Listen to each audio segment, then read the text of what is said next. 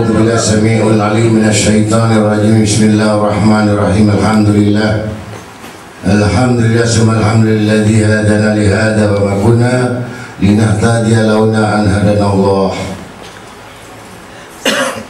Wassalatu wassalam ala sayyidil mursalin wa ala alihi wa sahbihi ajma'in. Asyhadu an la ilaha illallah wahdahu la syarika lah wa asyhadu anna Muhammadan abduhu wa rasuluh. Allahumma salli wa sallim wa barik wa karrim wa abdim ala sayyidina wa nabiyina habibina syafiina wa qudwatuna wa imamuna wa qurrati ayunina wa maulana Muhammad sallallahu wasallam alaihi wa ala alihi wa sahbihi ajma'in. Amma ba'd. Para hadirin hadirat yang sama-sama dimuliakan Allah Ta'ala, malam ini kita bersama-sama diberikan kesempatan dengan rahmat Allah Ta'ala, karunia Allah Ta'ala, sehingga kita datang ke tempat ini tidak lain dan bukan semata-mata karena mencari ridhanya Allah. Mudah-mudahan Allah Ta'ala mencurahkan rahmat kepada kita, maghfirah dan rahmat barokahnya kepada kita, dan dimurahkan rezeki yang halal kepada kita, dan diluaskan kehidupan kita, ditambahkan iman kita, selamat agama dunia dan akhirat, amin. Dan mudah-mudahan yang punya beban berat agar Allah Ta'ala mengampunkan semua dosa-dosanya, karena beban-beban yang berat itu adalah karena dosa-dosanya. Maka dengan itu mudah-mudahan Allah Ta'ala menggantikan dengan kemudahan dan kesenangan-kesenangan, diberikan kegembiraan, bahagia dunia akhirat, amin. Dan mudah-mudahan yang punya hutang Allah Ta'ala segera melunaskannya, dan yang mempunyai kebodohan-kebodohan mudah-mudahan dijadikan orang yang paham dengan ilmu Allah Ta'ala, amin. Salawat serta salam dan pujian kepada baginda Nabi Syafi Musyafa' Nabil Awal Akhir Muhammad sallallahu alaihi wasallam, dan para sahabat, para ahlinya dan semuanya yang terkait dan terlibat pada beliau. Mudah-mudahan kita semua mendapatkan barakah dan syafaatnya kelak di hari kiamat. Para hadirin dan Majelis Ta'lim Al-Munawarah yang kami hormati, malam ini kita membuka kitab Manhaj Dakwah jilid 3 halaman 334.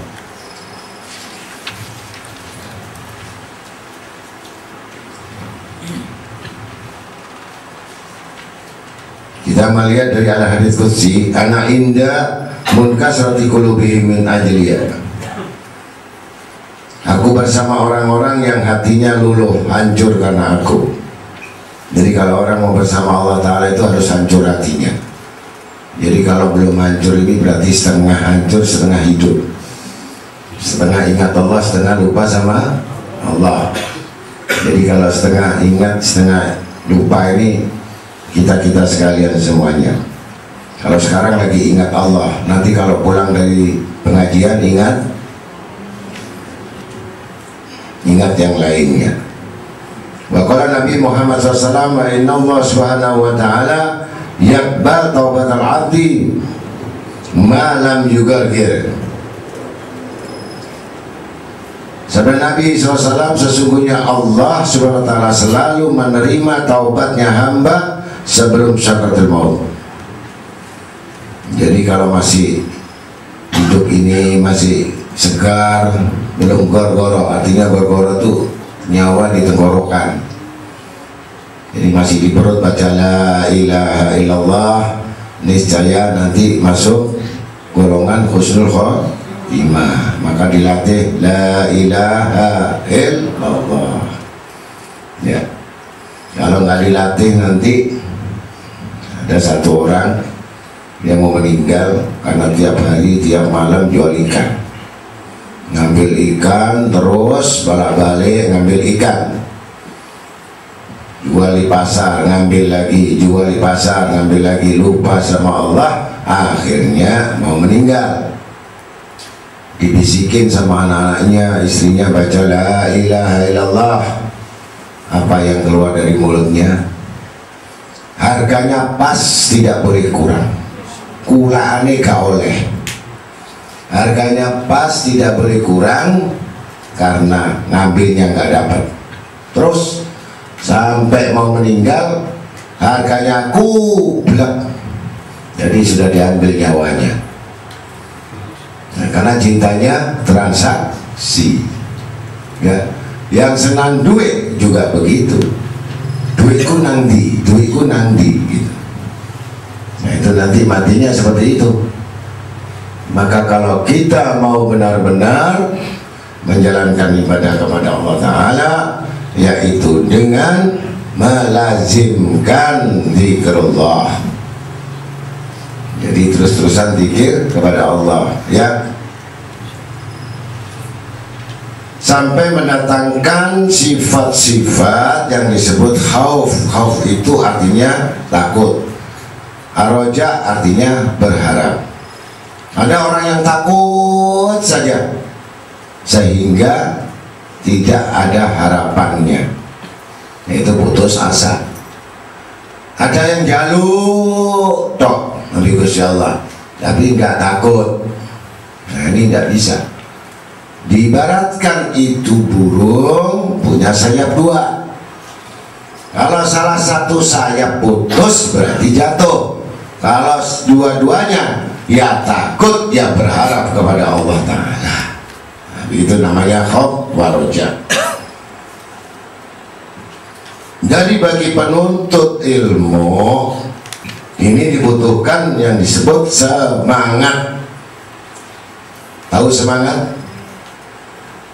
Nah, kalau semangat himmah namanya.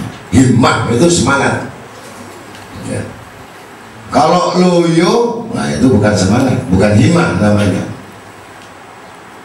Dan penyakitnya orang yang mengaji ini bosan, jenuh, bosan. Tahu bosan? Ya, ibarat orang makan kenyang, kalau makan lagi mau nggak? Nggak mau. Jadi orang menuntut ilmu harus semangat, bukan mundur. Mutajarrid orang yang menghabiskan waktunya untuk beribadah. Jadi waktunya untuk banyak ibadah ini namanya mutajarrid atau tajarrud. Tadallul merendahkan diri di hadapan Allah. Mudawamah ada hubungan disebut berkesinambungan. Wasyid artinya sedang, wajiz ringkas, itiraf selalu mengakui, mahdud kata-kata yang tersembunyi, gorgoroh artinya sakratil maut, artinya tenggorokan sampai tenggorokan, gorgoroh nyawanya sampai di tenggorokan, gorgoroh. Ini yang disebut semangat. Kita kalau ngomong semangat ya, ada cucu Rasulullah SAW bernama Siti Nafisah.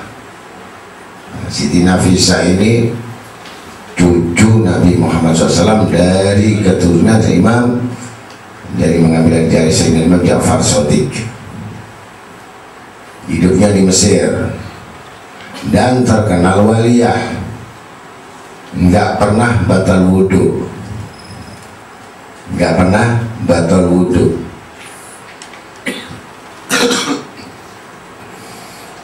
Tiap hari menangis rindu kepada Rasulullah SAW. Nah itu cucunya. Demikian sampai taatnya, ibadahnya, semangat, himmahnya ini jadi milik semua ini. Jadi Sayyidah Nafisah ini punya himmah, punya mutajarrid yang selalu menghabiskan waktunya untuk ibadah, punya tadallul selalu merendahkan diri di hadapan Allah, punya mudawamah selalu berhubungan, berkesinambungan terus dengan apa? Dengan amal-amal solehnya. Wasit kehidupannya sedang-sedang saja.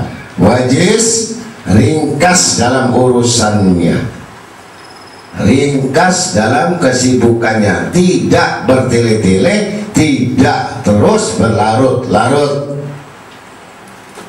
Iktiraf selalu mengakui dari apa yang dikerjakannya, apa yang diperbuatnya, apa yang dilakukannya, tidak disembunyikan, disebutkan netral, alami, nggak pernah dia punya siasat apapun kecuali dia iktiraf, ringkas, wajiz, mahdub, artinya punya kata-kata yang tersembunyi, bisa disebut sirullah, artinya dzikir yang tidak kelihatan.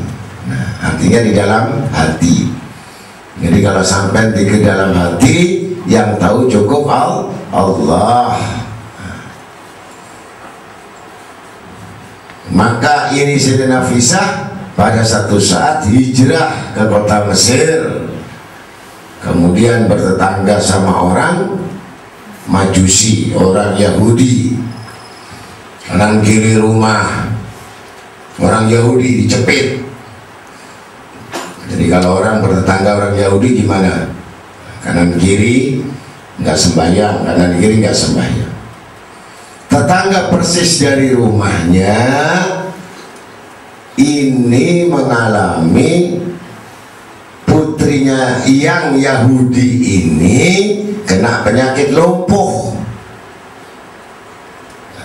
Setiap keluar bapak ibunya, si anak ini disandarkan, dititipkan sama Sayyidah Nafisah, artinya di tiangnya, karena lumpuh, sandar di tiangnya. Terus berhari-hari dan tidak dilakukan kekerasan, saling menghormati. Ini bapaknya orang yang lumpuh perempuan ini orang tokohnya Yahudi. Kalau sekarang tuh tokohnya ya pendetanya, rahibnya.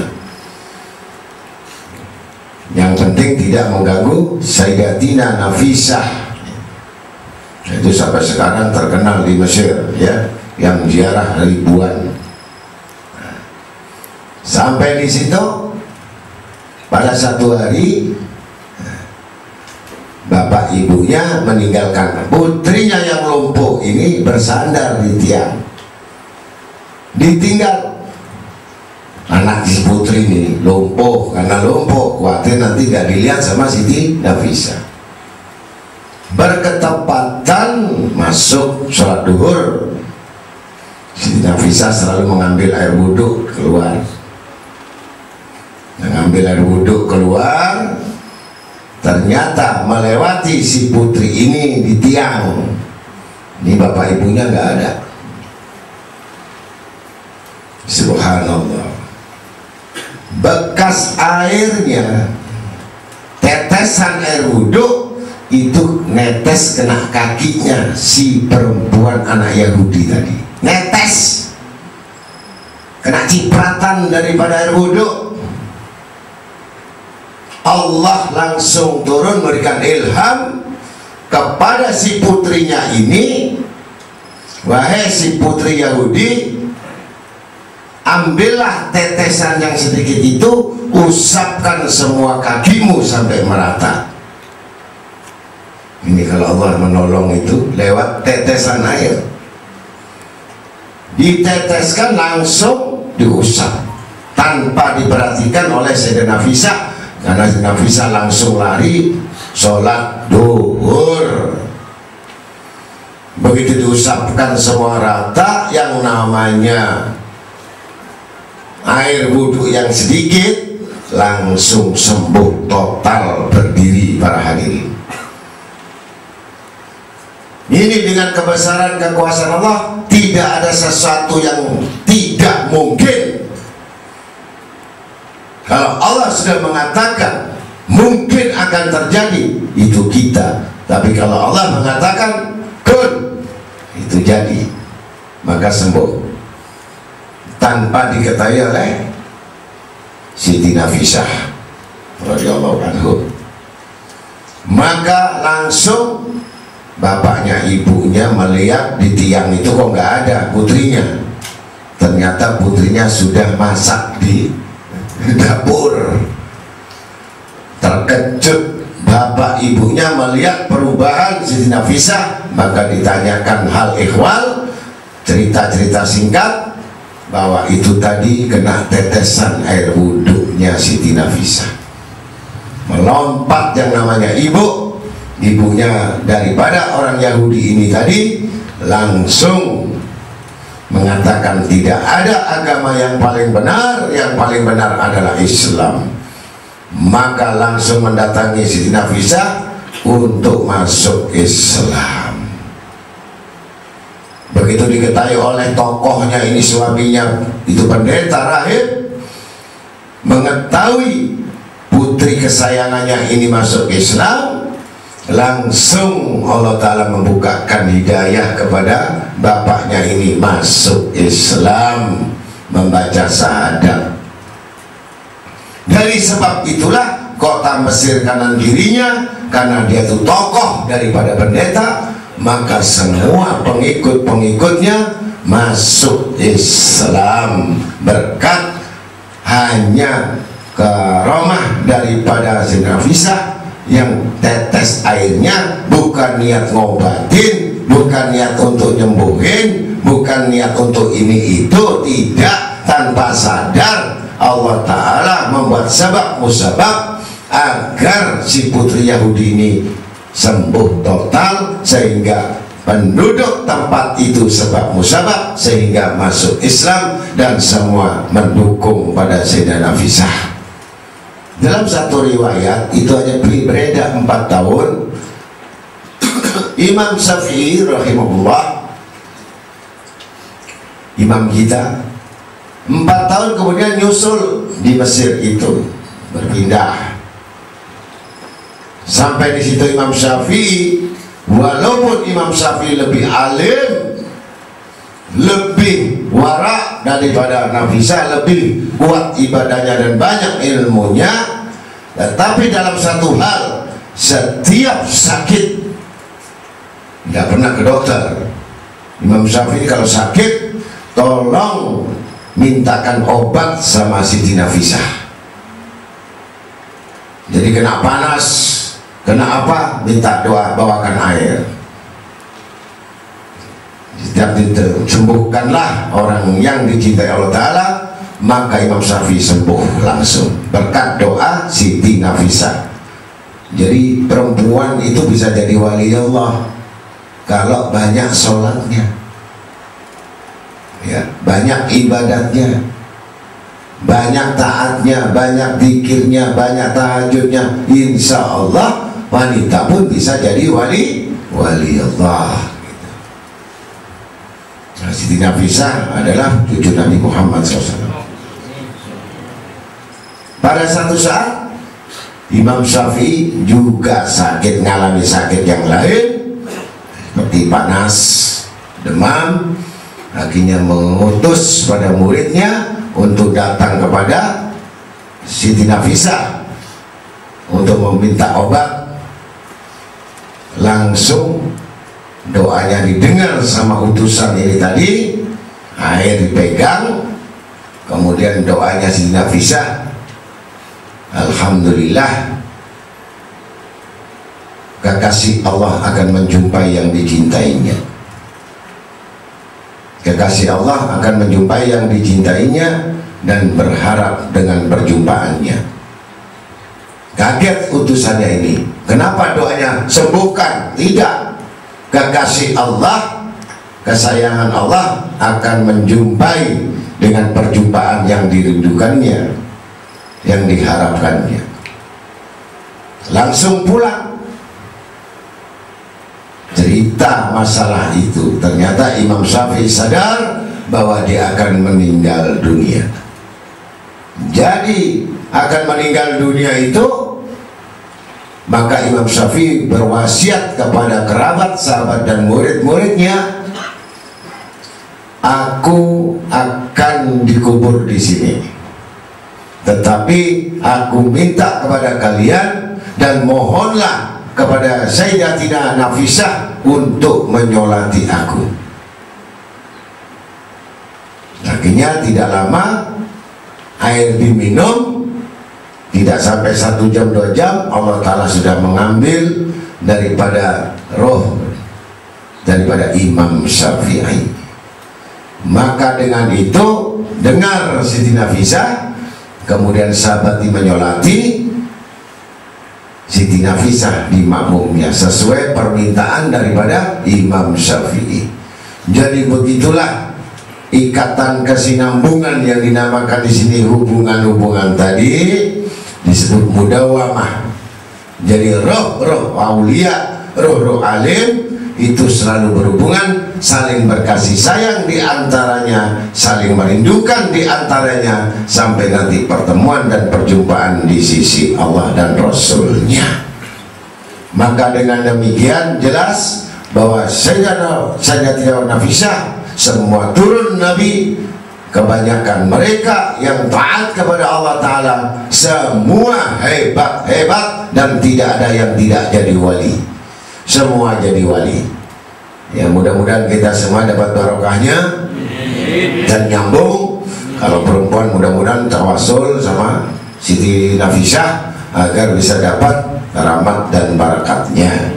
Kalau laki-laki jangan lupa tawasul juga sama aulia-aulia semuanya agar menyambung hatinya sama para wali-walinya. Begitu. Kalau kita mau nyambung dengan orang-orang soleh, niscaya kita akan diberikan berupa barakah, yaitu kebaikan-kebaikannya, dan kumpul nanti bersama di surga. Nah, inilah satu cerita yang mana tentang merendahkan diri di hadapan Allah, tazallul, tawadhu, artinya merendahkan hati. Maka itulah engkau mendapatkan satu kemuliaan. Dan jangan pernah kamu punya tinggi hati dan kibir dan kesombongan, akan menjatuhkan martabat dan kehinaan pada diri manusia yang penuh dengan kesombongan itu. Maka dengan demikian sudah jelas bahwa riwayat Sayyidah Fatimah adalah cucu dari Nabi yang memiliki sifat-sifat himmah, mutajarrid, tadallul, mudawamah, wasid, wajiz, i'tiraf, mahdub. Nah, kemudian sampai akhir hayatnya disebut gorgorah, yaitu dalam akhir sakratil maut. Maka kalau kita bisa memiliki himmah, semangat betul, ya, tahajud semangat, subuh semangat, zikir semangat, sholat semangat, semangat terus, Allah akan cepat menyelesaikan urusan kita. Kalau bangun malas, ini yang semangat orang-orang. Cari duit semangat, tidur semangat, ngantuk semangat, ngitung duit semangat,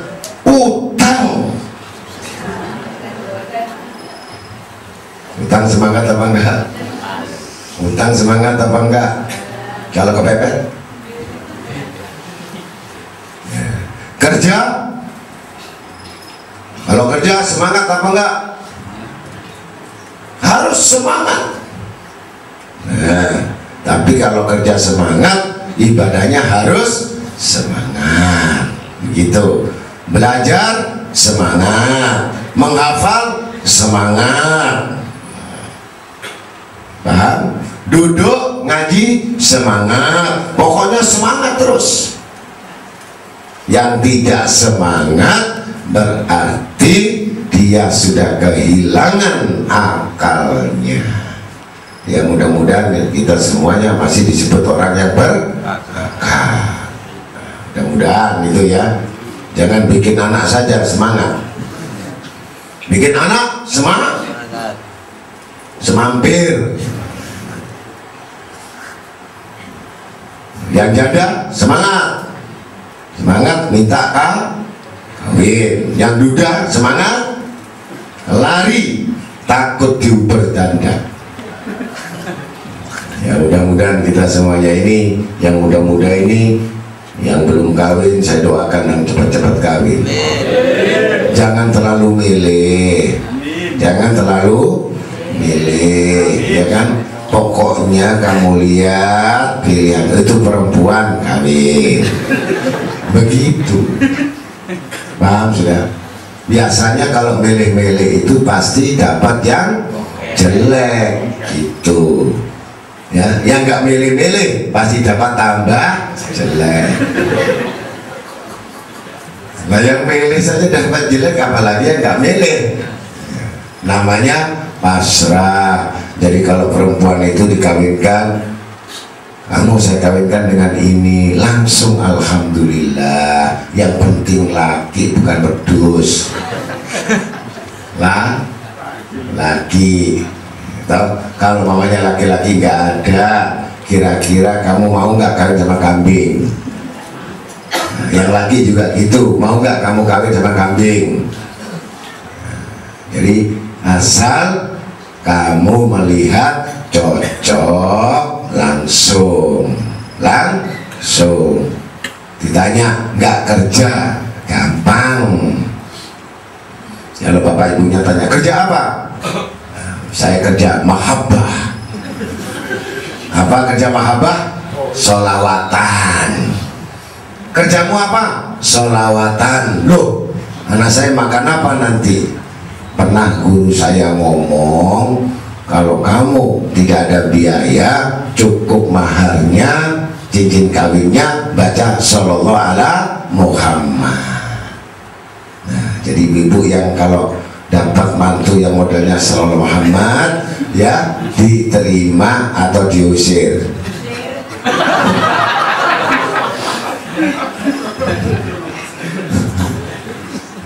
Ini jadi kalau datang saya nggak punya modal, maharnya Sallallahu ala Muhammad. Percaya nggak baca Sallallahu ala Muhammad itu dapat 70 rahmat. Jadi kalau istri tadi dilamar, calon istri dilamar dengan mahar Sallallahu ala Muhammad, berarti dapat 70 rahmat. Ngerti 70? 70 rahmat, Bu. Mau 70 rahmat atau duit? Nah, jadi kalau nggak gitu nanti nggak kawin-kawin ya. Saya punya murid di musola, ya Allah, semuanya tuh rajin, semuanya rajin tidurnya, rajin makannya, rajin ya. Tapi cita-citanya, ya Allah Bu, saya pingin kawin dengan Syahrini. Ini luar biasa ya. Tahu Syahrini enggak? Nggak tahu ya, nggak nonton TV. Syahrini itu bintang film. Nek Sahroni itu tukang adan. Ya, mudah-mudahan itu semuanya ya. Jadi orang yang menghabiskan waktunya untuk beribadah kepada Allah Ta'ala, artinya beribadah itu tidak harus sholat, tetapi dia terus berzikir kepada Allah. Keluar sembahyang, zikir sama Allah. Makan, zikir sama Allah. Semua zikir itu yang disebut ibadah. Kerja dengan zikir ya. Kerja dengan zikir. Duduk berzikir, jalan berzikir, rebah berzikir, mandi berzikir, semua berzikir agar Allah Ta'ala memberikan sesuatu yang tidak disangka-sangka. Jadi, Gus, gimana saya datang bulan saya nggak zikir? Salah. Justru kita datang bulan banyak selawat, banyak selawat. Tahajud, bangun, ngadep kiblat. Ya, tidak sholat, tidak usah duduk di sajadah, di kursi, pegang tasbih, langsung Sallallahu ala Muhammad. Atau selawat apa saja dibaca. Jam 3 sampai subuh tidur. Kalau lagi halangan, ini halangan sudah nggak ada, umur sudah tua, tapi tetap ngorok. Ini yang bahaya.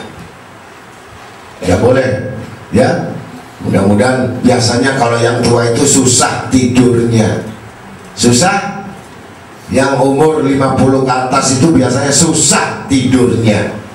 Paham? Yang laki susah tidurnya. Kenapa susah tidurnya? Karena mikir utang, itu tidak bisa tidur. Jadi kalau mau tidur harus ingat kepada Allah Ta'ala, insya Allah ya. Jadi mau saya kasih resepnya, nggak bisa tidur 2 hari 2 malam, mau enggak? Tak kasih doanya. 2 hari 2 malam nggak tidur, 1 tahun nggak tidur, mau? Nggak percaya sampai bisa nggak tidur, nggak pakai doa. Coba sampai lihat foto sampean itu, pernah merem nggak foto sampean? Nah itu kan sampai lihat foto sampean.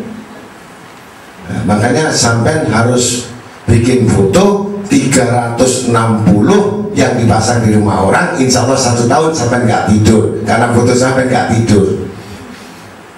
Ya mudah-mudahan itu semuanya saya doakan. Yang suka ngantuk dan tidur ini syukuri saja, ditambahkan lagi 2 jam tidurnya ya.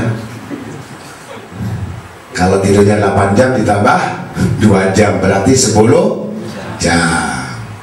Insya Allah mimpinya dasar-dasar, mimpinya dasar diuber gedruwo.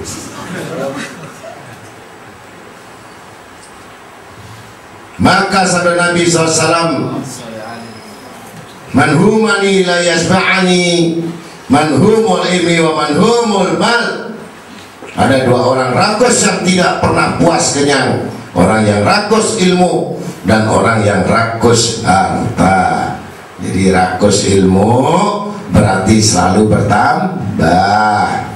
Jadi hari ini baca laqad ja'akum, besok ditambahi lagi Allah 66, ditambah lagi ya Fatah ya Rajab 1000, ditambah lagi Qul Huwallahu Ahad 1000, ditambah lagi ayat kursi 5000, ditambah lagi baca selawat nur 100.000, baca Fatihah 7.000. Insya Allah gak tidur. Nah ini orang yang rakus ilmu Allah Ta'ala. Yang rakus harta minta tambah, rezeki kurang tambah, ya kan? Nah lembur tambah terus. Jadi kalau rezeki juga rakus tambah, sehingga nggak bisa sholat, nggak bisa ibadah, nggak bisa apa-apa, kecuali dia rugi dunia, untung yang mana? Yaitu kerugian itu. Mudah-mudahan kita semuanya akan mendapatkan orang-orang yang bisa bergaul dengan orang-orang yang soleh-solehah, bergaul sama orang ibadah, bergaul sama orang rajin ya. Kalau kita malas tahajud, rajin kumpul sama orang yang tahajud, insya Allah ikut tahajud. Rajin sama orang yang berjamaah, kita pasti ikut sholat jamaah. Apa yang kita kerjakan sesuai dengan iman kita, sesuai dengan pergaulan dan amalan mereka, tidak lain kecuali bekas-bekas itu pasti akan bekas kepada sahabat-sahabatnya. Qad kafanil murabbi min su'ali